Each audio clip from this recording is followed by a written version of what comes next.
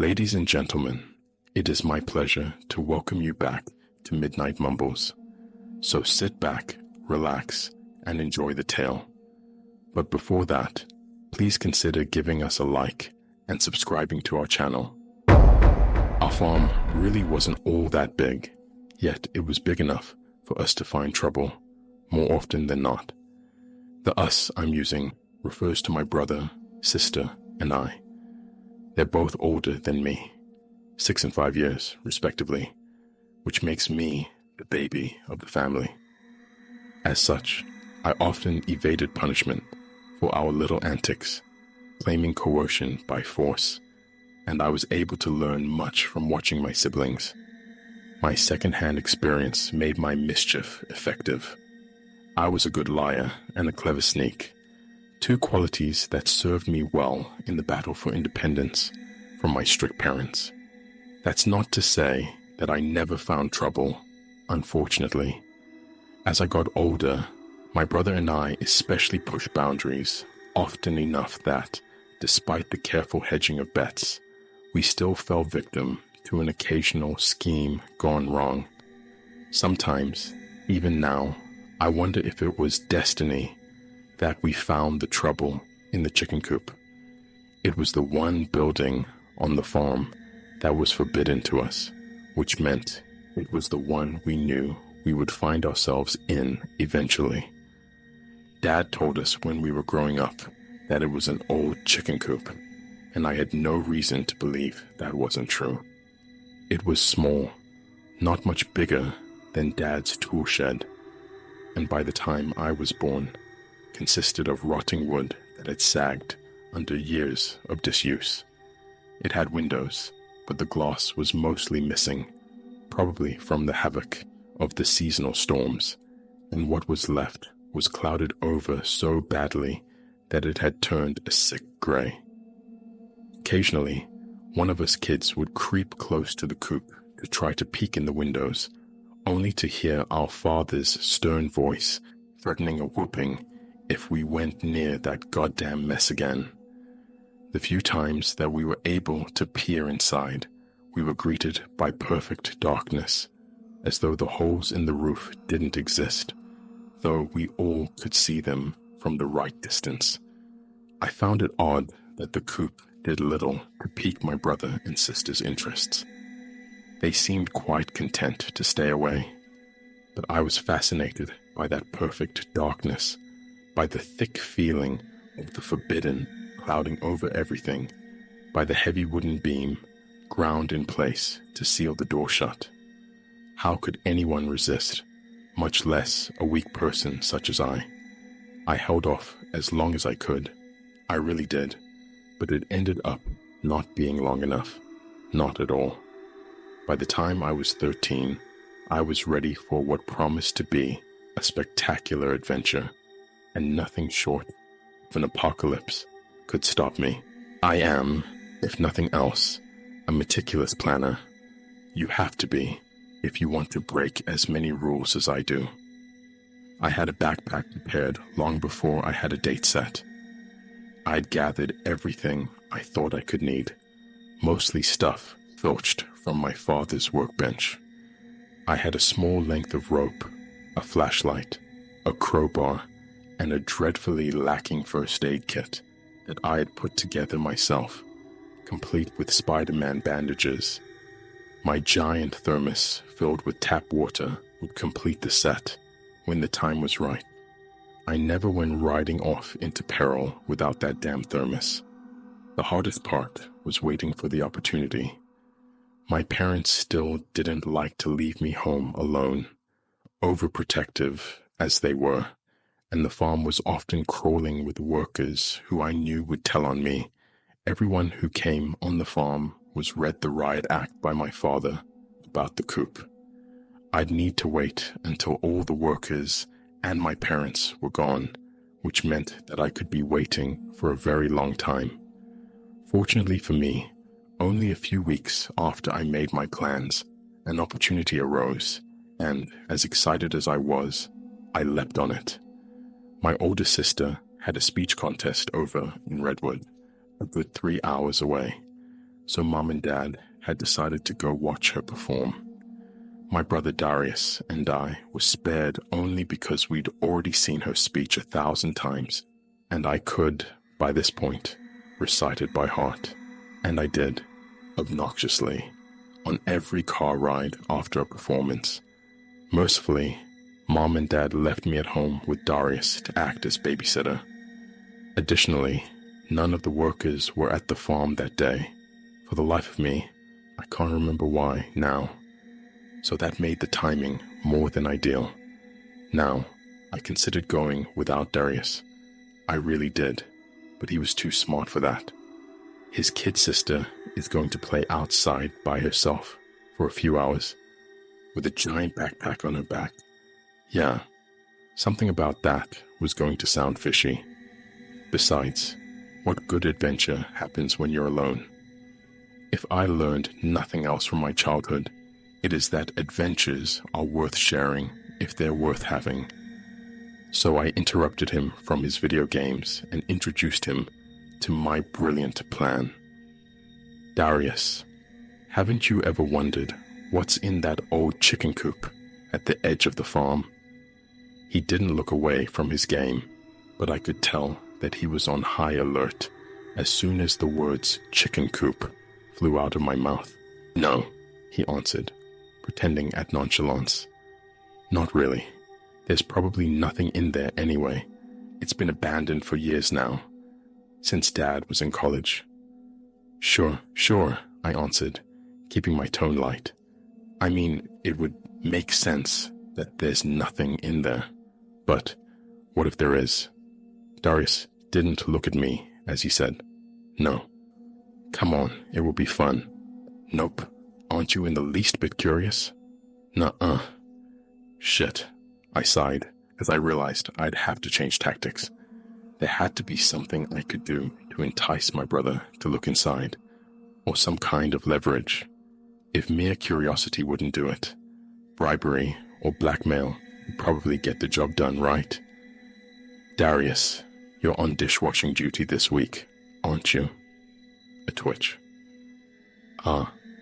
He didn't answer, but I definitely had his attention now. Tell you what, I'll do your chores for you this week if you go with me. Or at least if you promise not to tell Mom and Dad that I went inside. I didn't really want to do this alone, but I was willing to, if he was adamant about not following me. Finally, Darius paused his video game and gave me a long considering look. Encouraged, pressed on. You and I both know that it's not even dangerous. It's not much more than an old shack. I just want to go inside and take a quick look around. That's worth a week of no chores, isn't it? I held my breath and waited. Apparently, it was, because Darius sighed and turned off his game. All right, fine, but I'm going with you. If anything happened to you in there, Dad would gut me alive. That was true enough. I secretly rejoiced. Darius and I were the ideal partners in crime, and we got away with a lot more than we would have been able to on our own. He made a quick run to the kitchen to take one of Dad's heavy-duty flashlights, and just like that, we were off, setting out into the cool air just as the sun was setting. There was something darkly beautiful about the chicken coop at night.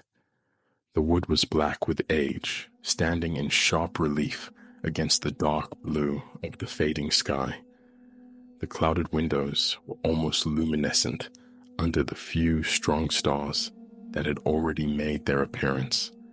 It was strange, the way the darkness seemed to breathe life into the little shack, the way it festered like a crown jewel among the weeds that ensnared it. It was disgusting. It was breathtaking, and I was going to conquer it. Well, we were going to conquer it, I reminded myself, as my brother stood next to me. Are you sure you want to do this? He asked me.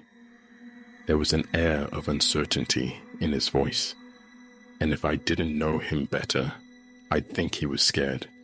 But no, he wasn't. He was finally excited by the prospect of seeing what was hidden away in that coop, and he was only nervous that I would back out at the last second. As a response, I marched towards the door. "Come on, or are you chicken?" I teased. He rolled his eyes, but I saw him suppress a smile. Oh yes, we were definitely ready for this.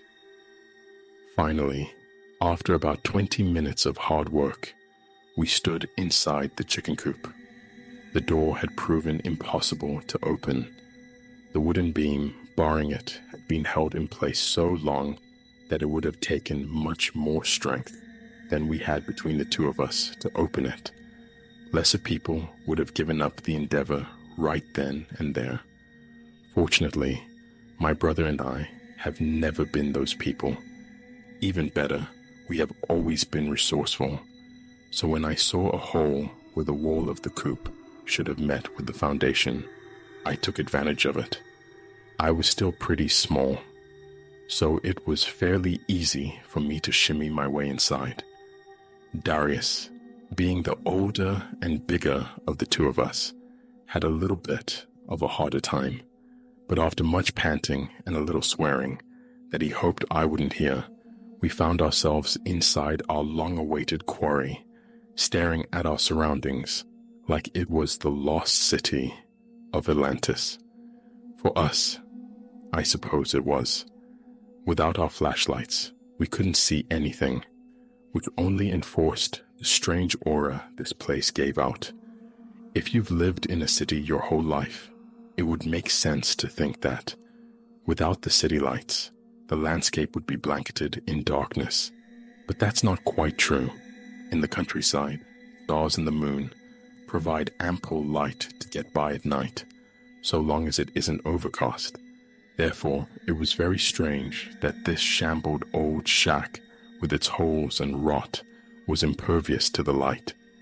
I'd noticed it before, but this was the first time I was embedded in it, surrounded by it, and it took my breath away. In a good or bad way, I couldn't quite tell yet. Darius switched on his flashlight as I fumbled through my bag searching for mine. I didn't pay much attention or even notice until he said, Greta?" "What?" I mumbled, my fingers finally grasping around the stem of the thick black flashlight as I yanked it from my bag. When Darius didn't answer, I looked up and gasped. Darius had turned on the flashlight, and I had expected the powerful beam to erupt in the room, casting sharp shadows and bleeding white light into everything in its path. But it didn't. The beam of light was self-contained. It traveled as though through a tunnel, illuminating the small circle of whatever it touched on, but it didn't shed any more light than that. So, while Darius swung it around the room, the circle of light dancing over bits and pieces of objects we couldn't begin to discern. Everything else was still pitch black. "Fucking weird," he whispered, and a shiver ran through me, because Darius never used that word. I turned on my flashlight, only to be confronted with the same results. Just that tiny beam of light that couldn't seem to slice through the rest of the darkness. My right hand unconsciously snaked out towards my brother's left, and he surprised me by gripping onto my fingers without any teasing or complaining. Apparently, he was just as freaked out as I was. "Let's stick to the walls," he whispered. Something about this place demanded a hushed voice, and he could feel it as well as I could. "Let's start on the left. Put your hand out and keep in on the wall. We'll go slowly." I nodded, forgetting that Darius couldn't see me in the dark. He was brilliant sometimes, or at least much more clever than I was. I inched towards the left-hand wall, pulling my brother with me, searching for the feel of the moist wood beneath my fingertips. Eventually, I found it. I pointed the flashlight in front of me and it fell on the opposite end of the coop, illuminating what looked like a shelf. Seeing that the path at eye level was mostly clear, I tilted the flashlight down to light our footpath, hoping that there weren't any nails sticking out of the ground. Boy, wouldn't that be fun to explain to Dad. We began to walk. Darius and I swept our flashlights back and forth along the ground in front of us as we took slow, small steps across the coop. There was debris along the ground that looked promising, and I stopped every once in a while to pick something up. An old key that probably didn't open anything anymore, a leather-bound notebook, a small tin box that rattled when you shook it, as though something small were hiding inside. I stored them in my backpack for future inspection. As we walked, the silence became terribly oppressive, and we couldn't endure it any longer. It was my brother who actually broke it first. "Why do you think Dad doesn't want us in here?" he asked. The obvious answer was that it was dangerous. Dad was always saying that the moment we stepped inside the roof would probably cave in, and what good were 2 dead kids? Honestly, it would be such a hassle. There was always a little teasing tone in his voice, but we could tell that underneath that, he was at least partially serious. Having stepped inside the coop for the first time and hearing the groan of the floor as we made our way across it, I could acknowledge that it definitely was dangerous enough to warrant the warning my father gave us. And yet, "I don't really know," I answered. "I get the feeling that he's hiding something from us." I didn't have to be able to see to know that Darius was shaking his head next to me. "Dad isn't like that. He doesn't keep secrets. Maybe he just doesn't keep unimportant secrets. Everyone has secrets, Darius. Maybe this is one of his." He was silent for a moment as we finally reached the other end of the coop. We turned towards the right, and I kept my hand on the left wall. We swept our flashlights across our path again, and noticed that there was what looked to be some old farm equipment on the floor in front of us. We'd have to be careful to avoid it. As we continued, Darius asked, "But then why not tear it down? Secret or not, wouldn't it? Well, wouldn't it just make sense?" I didn't have an answer for that one. This wall was much shorter than the other one, the building being rectangular, and soon we reached the end, having found nothing of interest to pluck from the floor and steal. Turning once more to the right, we swept our flashlights, and my brother, my big older brother, strong and intimidating and unshakable, let out a small shriek, one that I couldn't help echoing. We had swept our flashlights up at the same time, checking to make sure that there wasn't anything at eye level waiting to, well, poke our eyes out. Instead of seeing thick, dusty air, we were confronted with a pair of boots, still as though they were sitting on some invisible shelf. Of course, they weren't on a shelf, not even close. It took me a moment longer than my brother, I think, to figure out how they could be suspended like that. I could feel his hand trembling in mine as he tilted his flashlight up, and I raised mine to follow him. Boots, dirty, black, crusty boots, pant legs, chewed through by moths and whatever other creatures were hiding in this godforsaken hole. And then, at the top of his pants, hands. They were bloodless, and the nails extended a full inch beyond the flesh, looking for all the world like claws, but they were undeniably human hands. A chest, unutterably still and thick, wrapped in a worn old flannel shirt. A neck, obscured by the thick rope corded around it. And finally, our lights reached his head, his face, pale like his hands. The skin was leathery and sagging from his bones, as though it had hung there for entirely too long and wanted to break free of its restraints. Lips hanging slack, a large purple tongue pushing its way out. Even in the darkness, I was sure that I saw something wriggling inside that mouth, and I shuddered. Wisps of white hair that trembled as though in a faint breeze, although there was none. No, everything in that room was completely still, completely frozen. And those eyes, oh God, those eyes, they were like nothing I'd ever seen before, and yet they were so familiar. Brown, like my father's, but the warmth was drained out of them. They were bloodshot, so much so that I couldn't see any whites in his eyes, only damning red. And the longer I looked, the more convinced I became that he was staring right at me. Oh yes, I knew those eyes from somewhere. From somewhere deep inside me, they called out.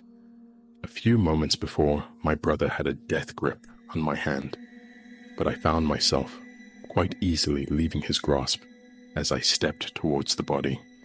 He gave out a choked, whimpering sound behind me, but I didn't respond to it. My eyes were connected to the eyes of that corpse. I couldn't let go of that gaze long enough to watch where I was walking. I had to pray that there wasn't anything dangerous in my way. As I walked towards the body, my suspicions were confirmed. Those eyes, those dead, bloody eyes, were watching me, were following me, were holding me hostage, and I was doing exactly what they wanted. I stopped in front of the body. Somewhere in the back of my mind, I heard a strange creaking sound.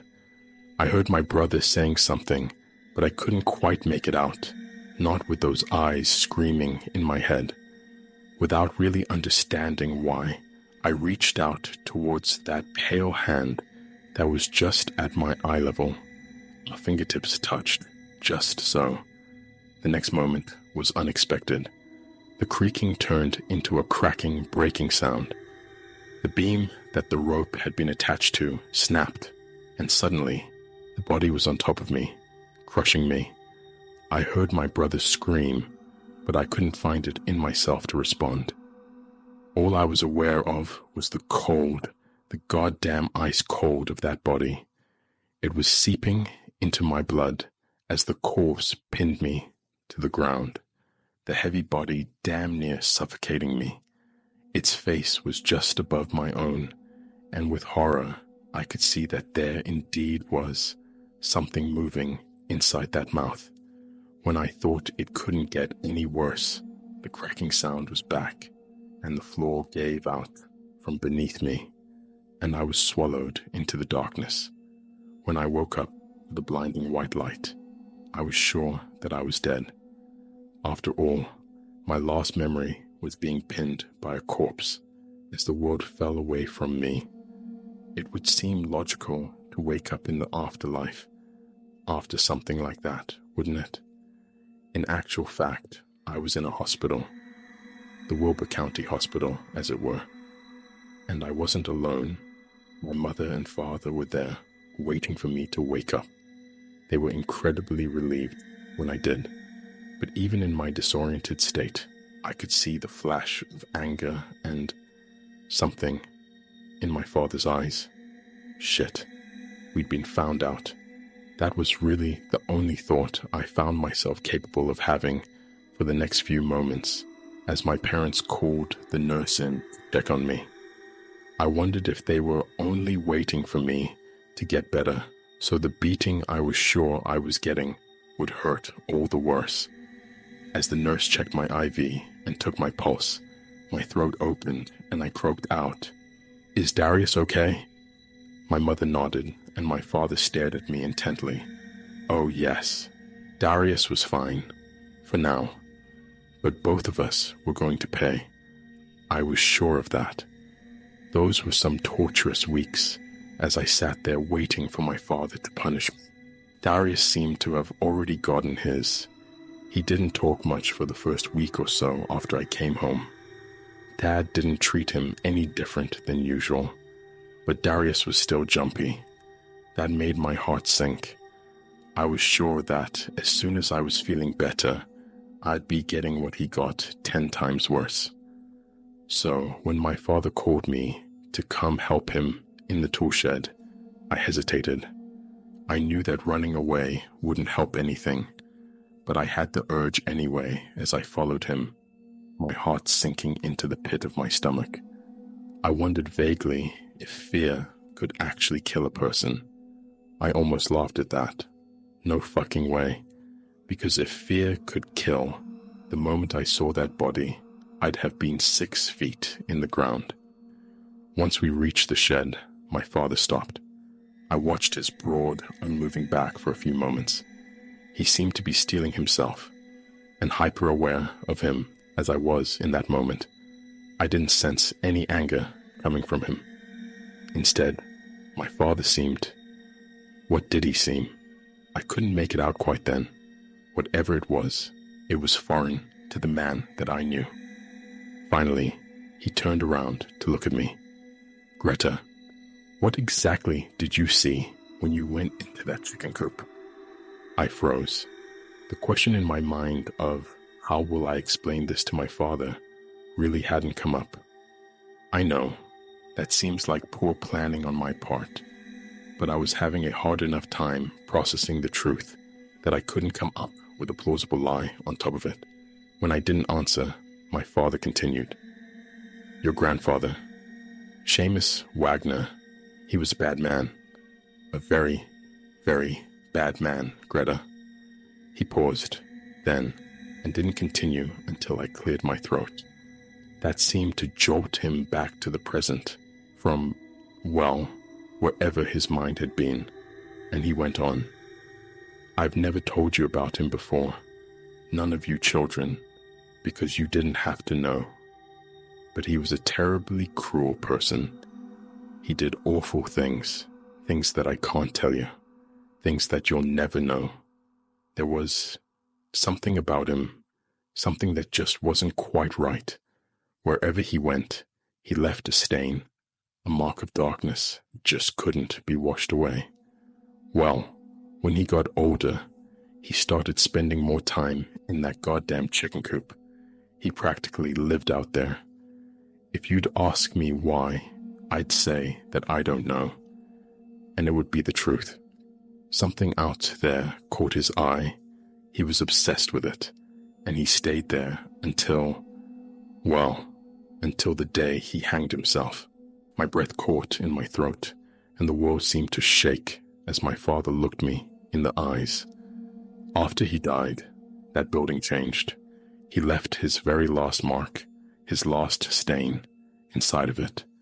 I went in once, only once, after they'd removed the body. And I never ever went back inside.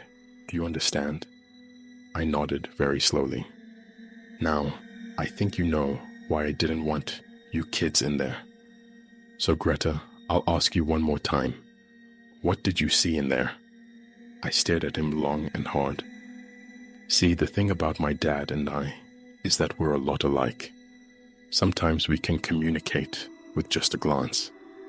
This was one of those times where I understood exactly what he wanted to hear.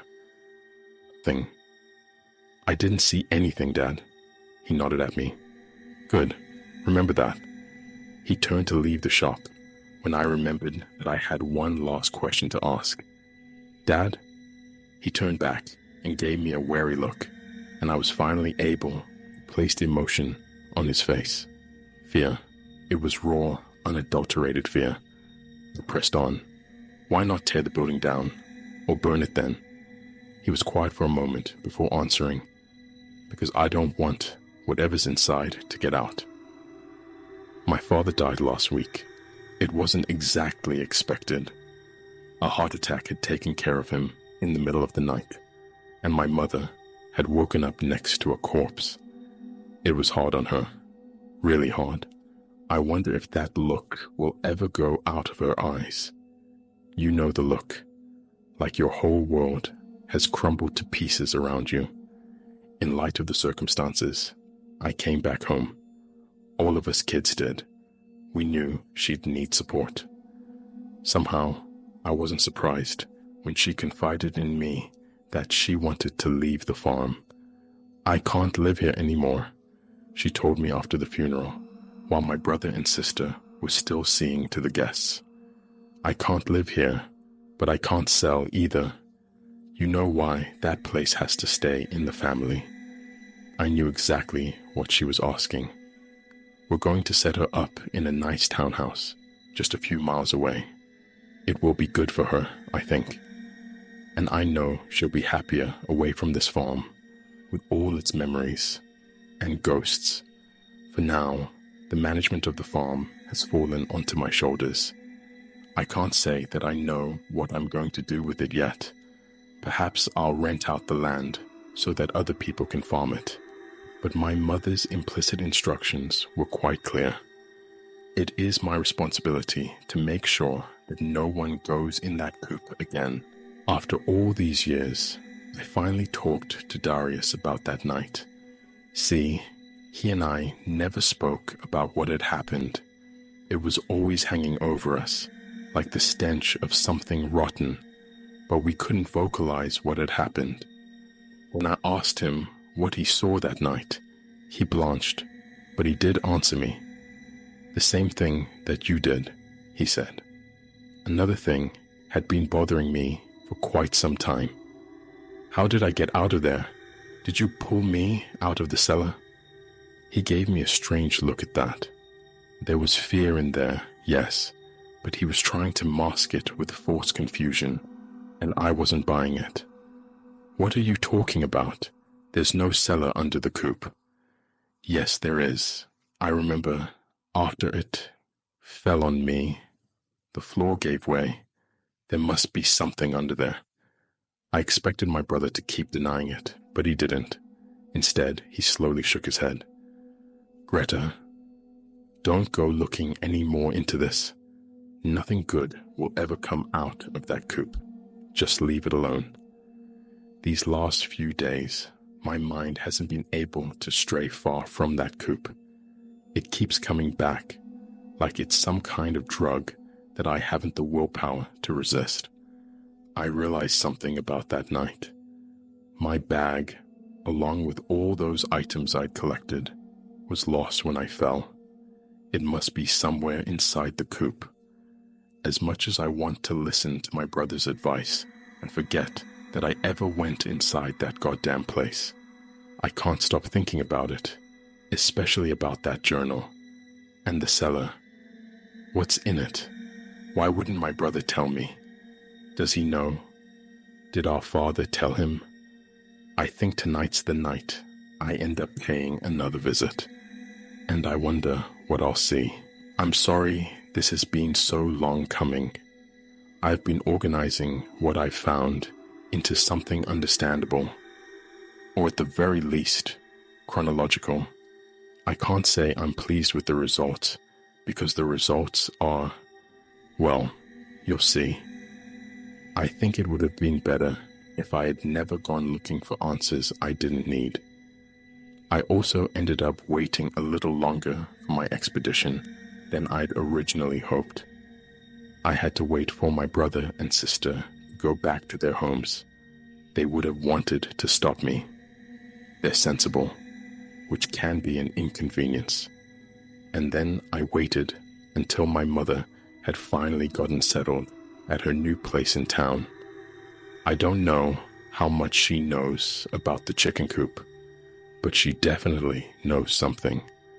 I didn't want her around for this, especially if something were to happen to me. This time, I went during the day. I held no illusions about daylight. I knew it would be black chaos in that coop, but I thought I would like to see the sunlight when I escaped. If I escaped. I threw on a pair of heavy-duty farm boots and grabbed a length of rope. This was all feeling too familiar as I rifled through my dad's old shop, pulling out a flashlight with a strong, wide beam. For good measure, I took my phone with me. That way, if I hurt myself, I could at least call for help. Ready as I'd ever be, I trekked out to confront my childhood nightmare. It was just as dark as I remembered it. I shuddered, feeling as though the darkness was breathing and writhing around me. A wild image intruded into my thoughts, of skeletal claws grabbing me and dragging me in a gaping hole in the ground as I screamed. I've always had a vivid imagination. Not that I needed it in this case. After all, I was going into that hole anyway. The hole I'd made when I plunged through the floorboards into the basement so many years ago. I tracked my flashlight over the ground until the floor disappeared into darkness, and I knew I'd found it. I thought for just a moment of bursting through the door and running for freedom from whatever dangerous knowledge awaited me. But my mind went back to that journal, and I knew I couldn't leave without it. And let's not forget that little tin box. I moved forward, carefully, sweeping a heavy booted foot before each step in the hopes of keeping my path clear. Each step took me closer to the hole, and my passage was marked by an increasing drop in temperature that I assumed emanated from the cool earth waiting for me. It seemed that it was hours later when I found myself standing at the edge of the splintered floorboards, staring at Nietzsche's abyss and feeling it stare back into me. I think it liked what it saw. I sat at the edge of the hole, my legs dangling down in open space. I pointed my flashlight into the darkness, but I couldn't tell how far the drop stretched. Standing back up, I took my rope and used the light to search for the wooden beam that my grandfather had used to end his life. Once I found it, I looped the rope over it and pulled hard.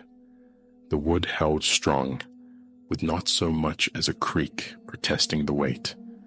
I tied the strongest knot I could remember my father teaching me and threw the other end of the tope into the hole. It snaked to the bottom with a rasp. I found myself holding my breath as I grasped the rope and began to lower myself down. It was actually warmer in that basement than it was on the ground floor.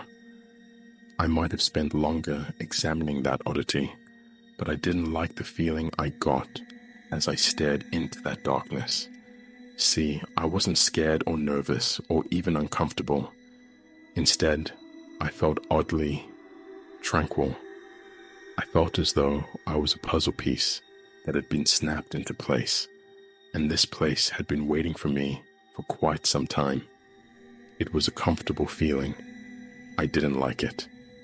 I took my time, sweeping my flashlight across the floor, until the worst possible outcome that I could have imagined happened.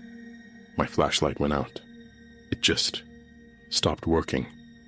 I swore, switching it on and off, and eventually hitting it, hoping to force it into submission. Nothing doing. It sat in my hand like a dumb animal, or maybe a dead one, and I finally threw it to the ground in frustration. I fumbled in my pocket for my phone and pulled it out, only to find that it was dead. Of course. I knew that I had charged it fully before leaving the house, but who knew what weird shit was waiting here in the goddamn chicken coop? Whatever it was, it didn't like the light. Cursing, I got down on my hands and knees and started to crawl. No way was I leaving without my what I came here for. The basement couldn't be that big, could it?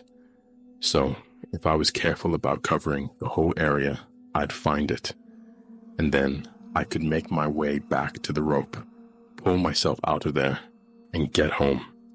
I swore to myself that I'd never go into this god-awful place again.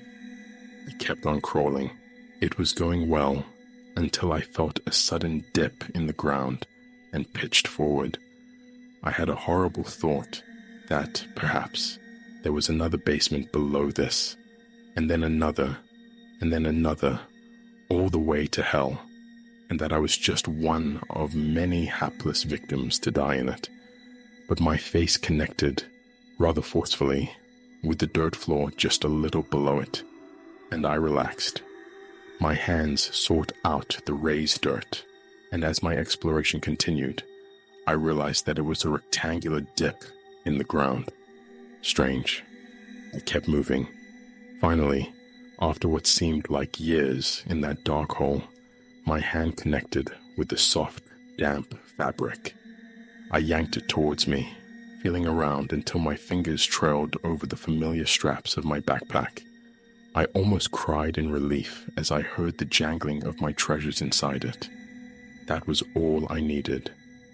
Suddenly, the coop burst into light, so blinding that I had to blink it away for a few minutes before I finally got my wits back about me. The coop looked absolutely positively normal. The sunlight filtered in through all the rotted holes in the wood, casting light on everything that was once obscured. Whatever weird shit had been going on before seemed to have stopped all at once. But then, I wish it hadn't. I looked around at the basement, and my heart began to sink. I saw the hole that I'd fallen into, only it wasn't really a hole. Like I thought, it was rectangular. It was about 6 feet long and 3 feet wide. The dirt had fallen into the ground just a little. There was only one thing that I knew caused a dip like that: graves. And yes, plural, because I saw 4 others. Bile rose up into my throat as I realized that I was in a little cemetery. I scrambled to my feet, swinging the backpack onto my back, leaving the flashlight, which had turned back on, in the dirt. I lunged for the rope and pulled myself up with a strength I didn't know I had. A few moments later, I was out of the chicken coop, gulping in gallons of fresh air. I heard a crashing sound behind me. I turned back to see the chicken coop, reduced to crumpled wood and ruin behind me. Whatever its purpose had been, somehow I fulfilled it.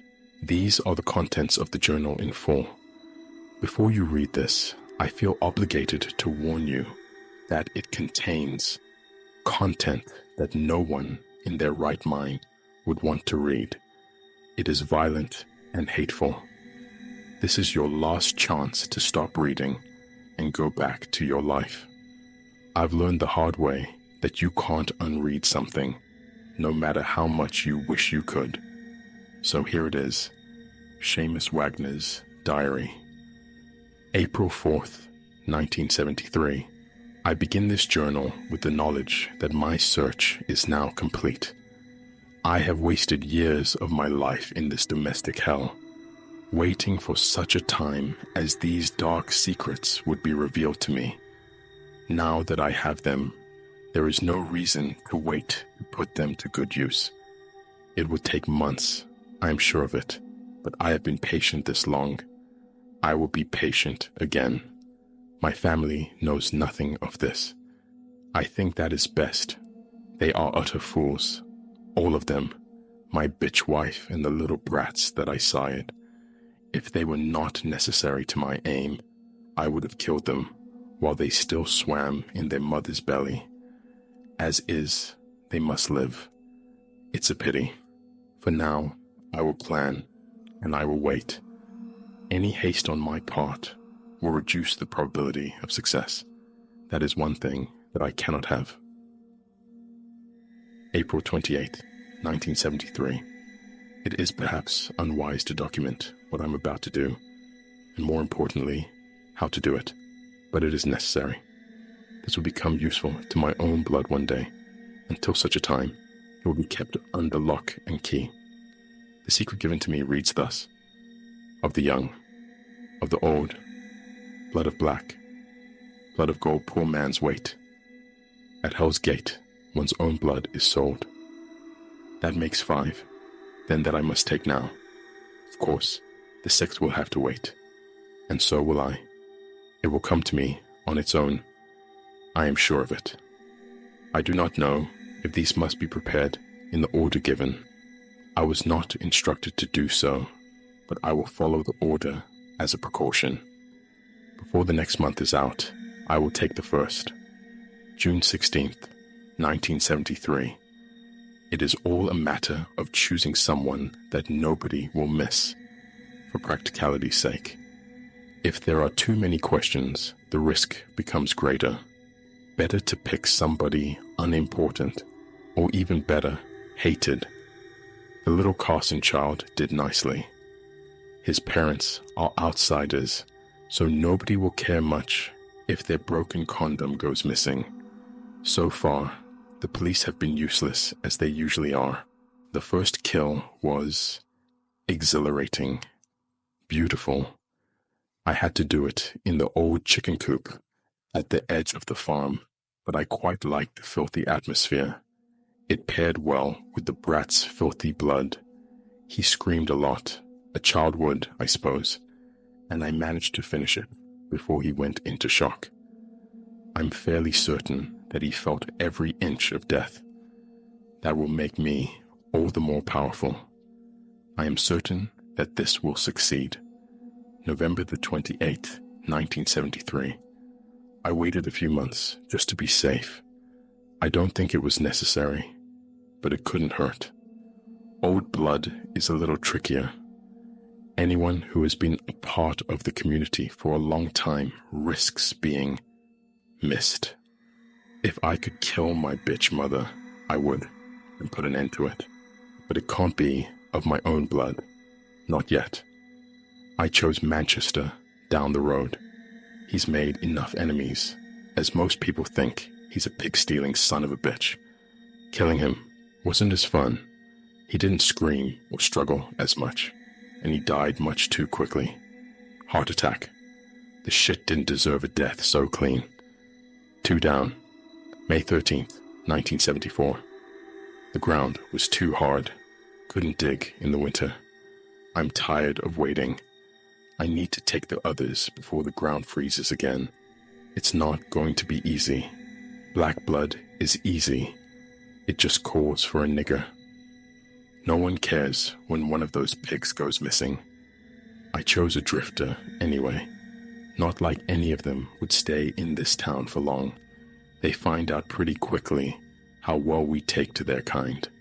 For a darky, he was awfully pink inside. It was kind of funny how the pink of his intestines lay against the black of his skin. Well, it wasn't so black by that time. I guess blood loss will do that to them. I had fun with him and buried him in pieces, but not before taking what I needed. June 13th, 1974. I could move more quickly after the last one. No one noticed him missing, but this time was harder. Gold, so someone rich. It doesn't matter much to me. I'll take them rich or poor. But if this ritual is to work, I have to follow the instructions. So I did what I had to, and I took after the richest man in town. For someone so powerful, he sure was a coward.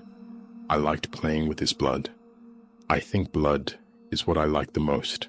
So red, with a burning liquid heat. I like that very much. I need to lay low for a while now. The police are sure to take after this. They're incompetent, so I don't expect much. But I still must be certain not to give myself away. Patience is the one virtue I must learn to acquire. September 4th, 1974. I may have made a mistake, but I think that I have come far enough that it no longer matters. I suppose I should have waited longer. Hans was bound to be noticed. When someone so rich dies, people care. Money is truly the most important thing, isn't it? I knew that after his disappearance, people would begin to pay attention. I simply couldn't help myself. It's a funny thing that happens when you begin killing. It is almost impossible to stop. The feel of hot blood between your fingers, the smell of fear and desperation. It is an intoxication. It is glory redefined. A poor man. John Willows at the end of Coffee Lane. He was the last piece of the puzzle. At least the last piece that I got to add myself. I took my time and enjoyed his death. I pulled out his fingernails. That sound was beautiful. I kept them. Sometimes I like to keep things. Teeth and nails make excellent keepsakes. They last and last. He begged. He too was a coward. I enjoy killing cowards. They're the most theatrical. The only problem is that the police are searching now. They're beginning to put the pieces of the puzzle together. I'll need to act quickly now to seal fate. October 14th, 1974. It has to be today. The preparations have been made. The incantations weren't easy, but they have served their purpose. Someday in the future, my own blood will be called back to this place of death and destruction and utter hell, this place of immortality. Yes, I must endure death and the tortures of hell.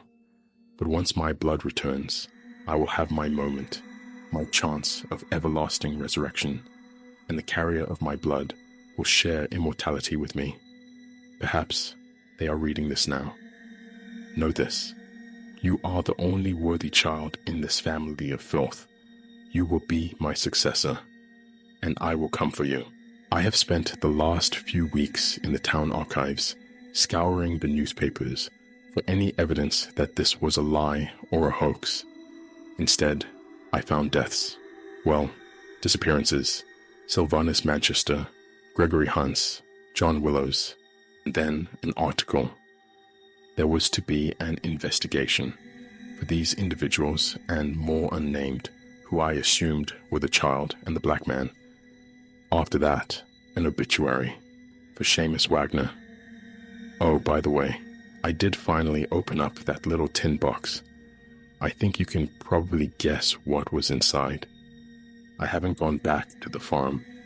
I showed up at my mom's place in town, asked to stay with her for a few days. I told her there was a problem with the plumbing out at the farm, and I needed a place to shower and sleep until it's fixed. I don't know if she believed me. Right now, I don't care. I keep thinking back to the diary that I found. My mind never strays from that last entry. Deep inside me, a dirty, nasty feeling is arising. I have to wonder, is the reason that I'm so taken with the Coop because I'm the blood he is calling? I wonder if he'll come for me next. But that's ridiculous. After all, these are just the ravings of a mad serial killer, one who bettered the world by taking his own life. His insanity died with him. Right.